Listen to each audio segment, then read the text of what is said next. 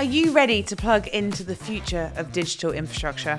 Well, you've come to the right place. Because on Data Centre Uncut, we're exploring a world where connectivity is faster, storage is smarter, and the digital landscape is constantly evolving. Every week, we bring you straight to the source, interviewing the innovators, the engineers, and the brilliant minds building and operating the facilities that power the modern world. If you're curious about how the physical backbone of the internet is actually changing lives, then stick with us for the next 30 minutes. This is Data Centre Uncut, a BizClick production. Our guest today started out as an engineer in the oil and gas industry, often the only woman in a room full of thousands of men. But rather than stay in the world she knew, she decided to follow the technology and go where the future was heading. That decision took her through Disney, Google, Yondr Group, and now helping to build a company that develops, owns, and leases hyperscale data center campuses for the next generation of AI across North America. She was also, very importantly, recently named one of the top 50 women leaders in San Francisco. So please welcome a founding member and chief operating officer of Montera Infrastructure, Tricia Arneson. Thank you so much. So thank you for joining us today. It's actually a pleasure to have you on, and someone who's been rated a top 50 women is an important thing in my books. So I've given you a very, very brief introduction there on some of the accolades of your past, but who better to tell us about you than you? Awesome. Well, I guess I'll start from the beginning, but I grew up in Hawaii. Decided pretty early on that I wasn't going to stay there. Moved to Southern California, went to school at USC, pursued my degree in industrial systems engineering, where that was my first introduction into big systems thinking and the art of the possibility of merging construction and kind of technology. After USC, I began my career in oil and gas. As you stated, oil and gas, when you're on remote sites, you're usually the only female, a handful of females with thousands of men on site. And you get a lot of experience, but it's not always fun being like the handful of women. And so I decided pretty early on in oil and gas that that wasn't going to be the end all for me. And really wanted to get to tech, and I just didn't know what I was going to do and how you did it. And like, I'm in construction and large scale infrastructure, so how do I translate these skills um to get to tech? And that's when I learned about data centers, and it's like, how do I get to data centers? And so I was like, I need to figure out how to transfer my project control skills in oil and gas. And the opportunity at Disney came up, and so I took that, not because I wanted to get into themed entertainment, but because I wanted to showcase that I could pivot from one industry to another with similar skill sets that were required. So I ended up going to Disney, did the recovery for Avatar land, and then did the master planning for all the animatronics for Star Wars land that you probably have seen in Disney, California, and Walt Disney World.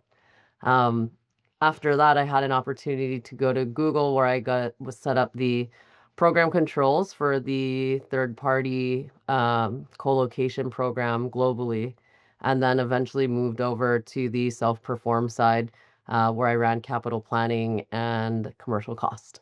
And then that was the introduction, where I finally got into data centers and enjoyed my time there. Ultimately wanted to kind of move to a smaller company where your value and impact would be felt and seen a bit more, and took the leap and went over to the developer side at Yondr Group, and built the Americas out with Ada Murphy and the leadership team there, and was also part of the global executive team. And then took some time off, traveled, bought a Sprinter van from San Francisco to the top of Alaska, and then we started Montera Infrastructure, and it's been 15 months of high intensity fun and a lot of velocity in what we're doing, and it's been really exciting to do it with the founding team and the team that we've built thus far. And it's yeah, and going to a smaller company, like you said, your impact has felt much deeper.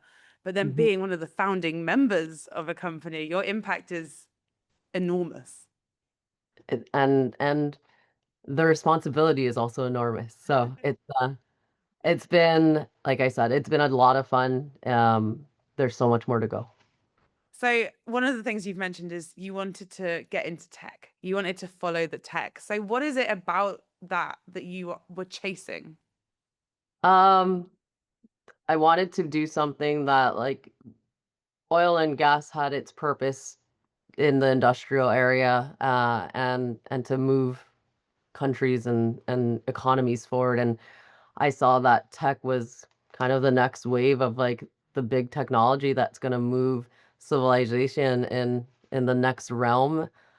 Who knew that AI was going to be this crazy and this fast and this impactful? But um, data centers are the infrastructure that allow for this technology to run, like your cars and IoT and self-driving cars, your cell phones, all the email that we have. It's all grounded in infrastructure of the data centers that we build. And so being part of that, being part of the revolution, being part of the group that um, builds data centers for everyone, it's really exciting. Um, Plus, like, again, you're at the forefront of technology, but you're really like, you're not doing the coding, you're building the infrastructure that allows for the apps to get created. You're building the infrastructure that allows for, the latency to be as low as possible, where you can have a self-driving car that can see a human and have response time. So, it's just an exciting area to be in, and being able to have translatable skills where I'm not a computer scientist or a programmer. So obviously we're talking a lot about the tech kind of inside the buildings there, but when you look at the buildings, you might not think that they're necessarily the most exciting place to work. How do you keep, how do you keep it from getting dry when you look at just maybe a big grey block? How do you keep it from getting dry when you're looking at a big gray block? That big gray block takes years of planning and development to get that big gray block to be operational. And that big gray block is going to be continuing to operate for 15 to 20 years. And so the amount of technology that goes into the big gray block is hefty. I mean, you have mechanical, you have electrical, you have controls, you have cooling, and you also have all the chips, right? And so that technology that's going in there you're at the forefront of technology. And so although it's a big block, it's very exciting of what's inside of the block. And when you understand the end-to-end life cycle of developing a data center, um, it is very exciting. There's a lot of challenges, problem solving, many of different functional groups that have to work together to bring this whole thing to life. Mm. It's a very useful big grey block. It's a very useful big grid block, and it's again, it doesn't come without its challenges, and the challenges are what make things fun, and the people that you work with make it a lot of fun. And so when you work every day with people that you enjoy working with, it makes the work not feel like work. So let's look at those people then. So as you look at, how fast AI is actually pushing this industry, do you think there needs to be a change of who is sitting around a leadership table? I don't think there needs to be necessarily like a change in who's sitting around the leadership table. I think that leadership needs to look at how you can incorporate AI not just as a one-off tool, but like really looking at the business transformation aspect of how it's built into your overall business and workflows and processes. One of the benefits that we have at Montera is we're 15 months old.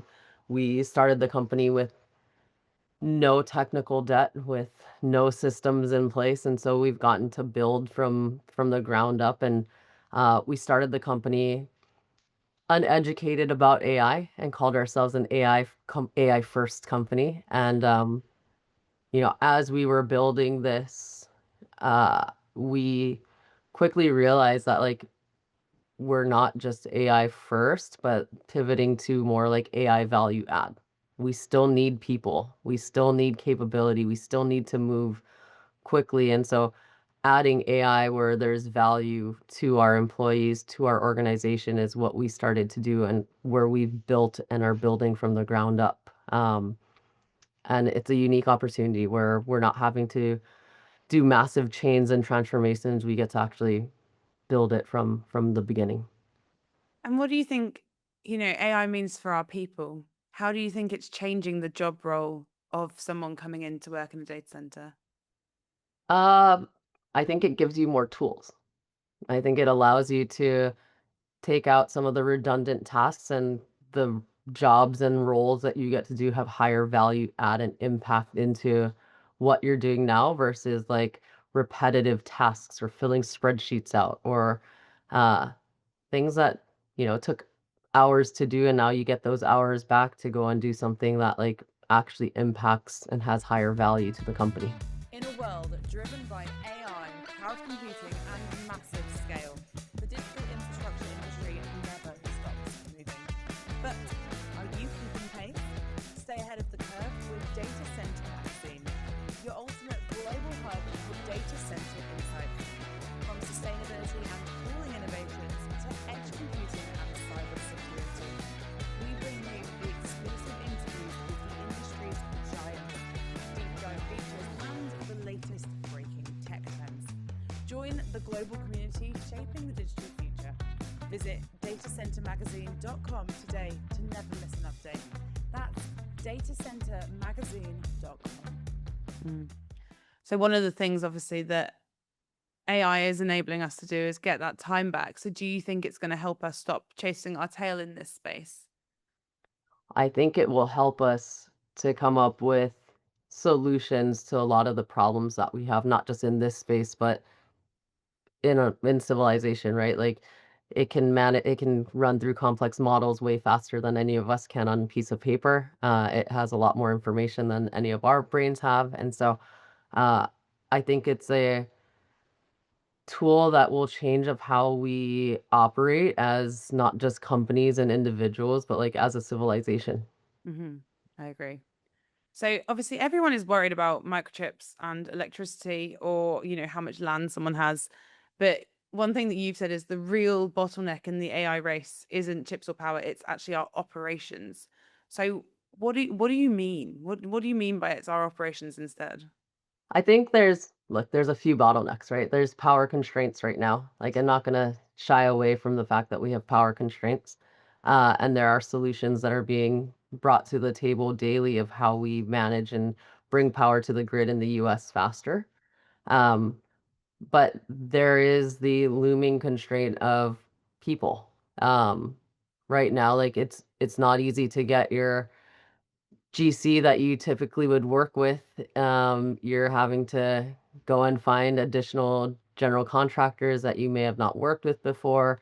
Um, their capacity in terms of people that they have available, they're also struggling to keep up. And you're seeing the rates of electricians skyrocket. You're seeing uh, the trades are getting harder to fill the roles. And so not having enough people to build data centers or to build infrastructure is becoming like a real issue. And because you also have um, challenging operations and like these are technical roles, like you've seen Meta now make a big investment into training technical operations people because there is that shortage of people throughout the life cycle of a project. So what needs to be done then in that space? Because not every company has the capital that Meta has to be able to throw at training a load of, you know, new workers.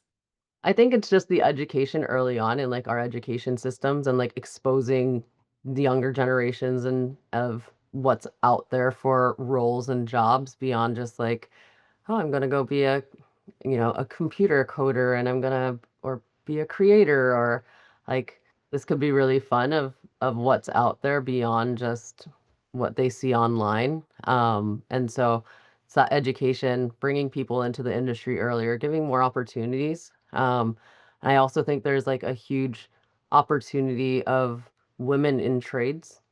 And you're starting to see that traction. At least in the US, I'm starting to see more and more women get into the trades. Uh, there are just as many women and men in the human population. And so why not tap into the women that can also be part of the trades? I think there is a huge part there about educating women on what they can do beyond, what we've traditionally been expected to be able to do. And I think, we spoke on a previous call and we're talking about how the trades are probably one of the safest jobs to be in at the moment because it's untouchable. Yeah, I mean, we're not there yet where you have robotics doing cable pulling or uh electrical work on site where you're like there is a reason why these trades are a hot commodity right now, and we're not moving fast enough in the robotics to take those jobs, and those jobs are again needed to build the infrastructure which all of this runs on. And it's also, a very lucrative place to sit. So we just need to educate people and say, these are the viable job options you have as a young person. Yeah, and you get to do something fun every day with your hands versus like be stuck behind a cubicle. Absolutely. So, right, in a world where everyone wants everything built, yesterday, how do you go fast without cutting the corners? And, what is absolutely not allowed to fall through the cracks? Um, the absolute thing is every person goes home safe at night, right? Like that is the one of the biggest things we talk about, and not just talk about, what we build into the culture is safety. Um, and so when we talk about going fast, uh, but still doing it safely, it comes planning. You spend your time, call it 80% of your time upfront planning and making sure that you have a robust plan, and the 20% on execution. Obviously, that's not like the time difference of 80/20, but um, when you spend your time upfront planning and you run through the different scenarios and you do the work to make sure that you have a very structured plan that can be adhered to and everyone's on the same page, it makes the execution so much cleaner. It reduces change on the back end. And so it allows us to move faster. And then there's also like the capital commitments, making sure that we have our slots for equipment, that the long lead times are getting longer and longer. And it's actually pulling up some of the capital commitments that we're being required to make. And so developers, hyperscalers, we're all having to commit capital a bit earlier than I'd say we did in the past. And that allows us to ensure that we can still meet our RFS dates. So let's talk more about planning then. Obviously, tech changes in the blink of an eye, but these physical buildings take, years to construct and they're meant to last decades. But how do we then design a data center today that's not going to be obsolete in 5 years because the technology just keeps getting bigger and better? We are very fortunate at Montera that we have a CTO that's very plugged into the industry and what's coming. And so our designs we've built to be as, again, we can't predict 20 years down the line, but what we do know is kind of what's upcoming in the next couple cycles of what's happening. And so our CTO is, again, very plugged in. We've designed our data centers to be as flexible as possible. That allows us to scale and flex, but can't predict 20 years from now. We do our best. We understand the customer requirements when what we're designing, and we try to meet 100% of the requirements. We know that we're never going to hit 100 of everyone, but uh, we design the best we can for what we know and what we have access to predict. So, one of your quotes says, "You can have the best strategy in the world, but if the system behind it doesn't work, then nothing will get delivered." So, what actually is a broken system in this industry, and how do you go about fixing it? Um, I think right now in like the landscape that we're in as a industry is that there's a lot of negative press around data centers. Um, as a system, as a whole, as an industry, I don't think we've come together to respond back to how the negative press is coming for data centers, and there's not a unified message. I think there's DCC that we work through with legislation. There's iMasons that's kind of getting involved in the community, but there's no unified voice and message of what everyone's saying and how we're all communicating that. Similar to what oil and gas did in the past, right? Like they came together as an industry. They had one message, and it did wonders for oil and gas as we all see the positive impact of what that looks like.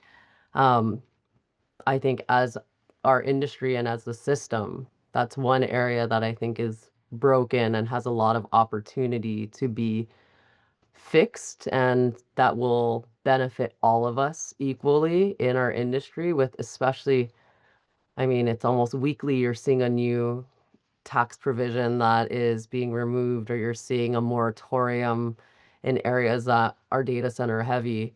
Um, and and again, like this is the infrastructure that runs so much of what we do. And so if you start putting moratoriums and taking away some of the incentives that allow us to build the infrastructure, um, it gets more and more difficult, and the barrier to entry is going to get higher and higher, and the system's going to who can do it, and it gets harder and harder. And so how do we come together as one uh, to have that unified message that again helps everyone in the industry equally? I think one of the really successful PR campaigns that maybe the oil and gas industry had was how much we as consumers would benefit from it. Do you think there's another education piece there where people don't actually realize how important data centers are to their modern lives? I think there is a huge education piece. I don't think not everyone knows what the cloud is.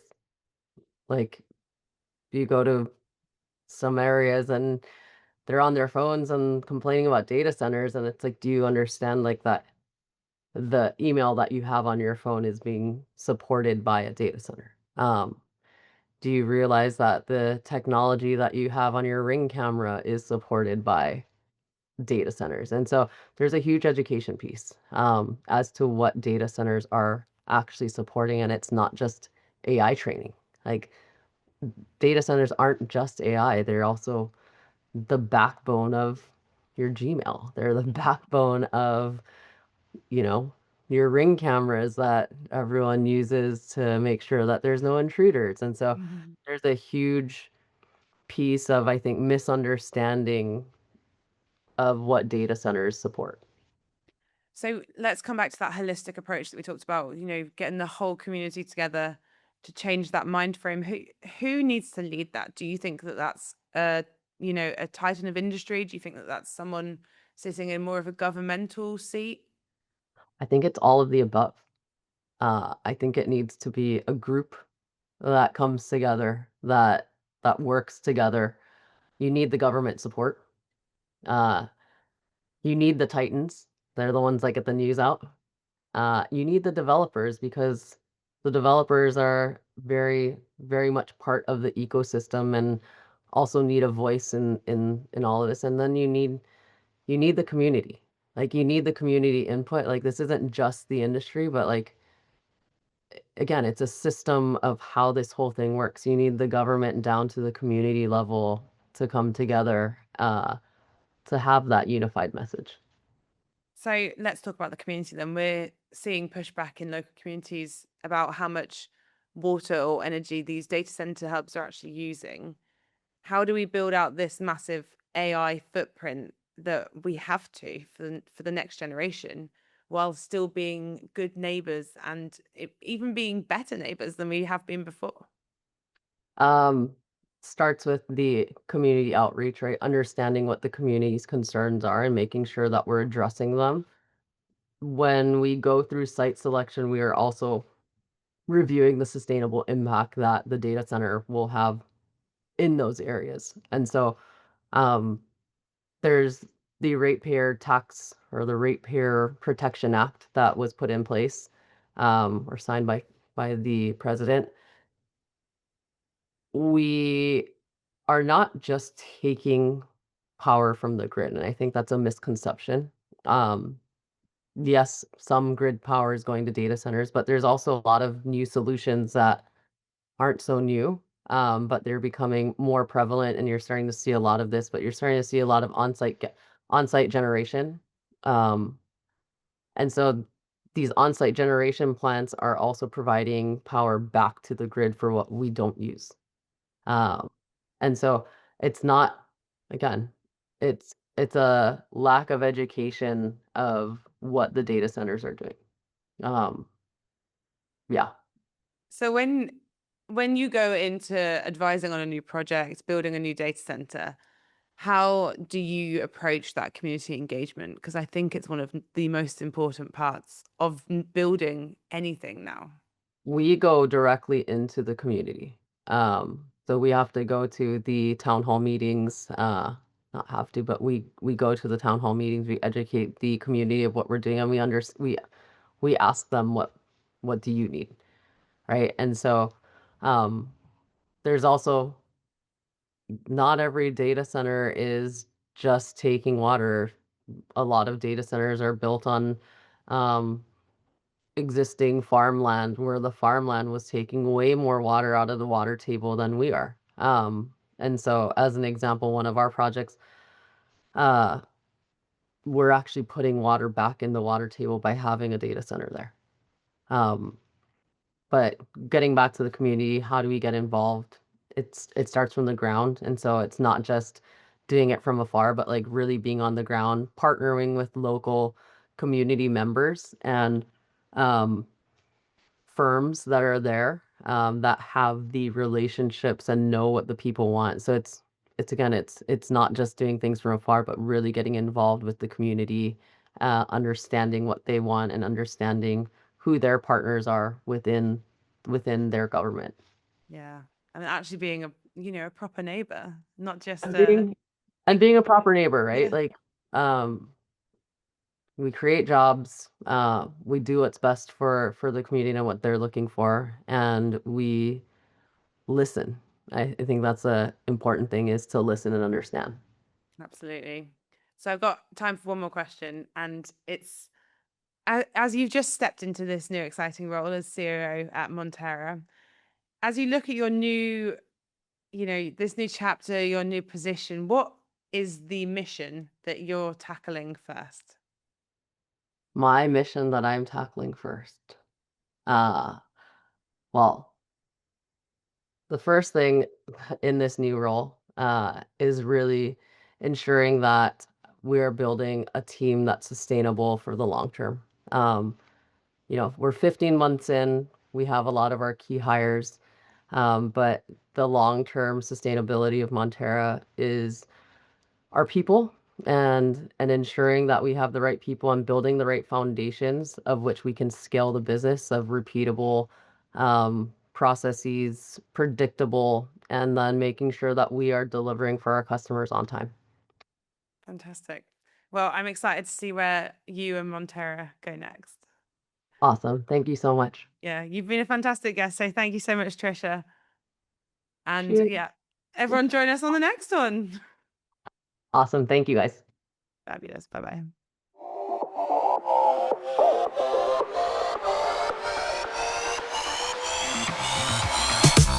Thanks for joining us as we analyse and unpack the complex world of digital infrastructure. Before you go, don't forget we want to hear from you. Got a tough question about power usage effectiveness? A tricky issue with cooling optimization? Or maybe you're an industry leader with an incredible data center innovation story to share and want to appear on the show. Send us your burning questions or your speaker pitch. You can easily drop us a line at datacenteruncut@bizclickmedia.com. Please remember to email from your business email address. All eligible emails will be entered into a draw to win 2 free tickets to Data Center Live, worth thousands. We'll be back next week to help you build bigger, run cooler, and maybe even achieve that zero carbon goal. Until then, keep those racks full and your bandwidth high. See you next time.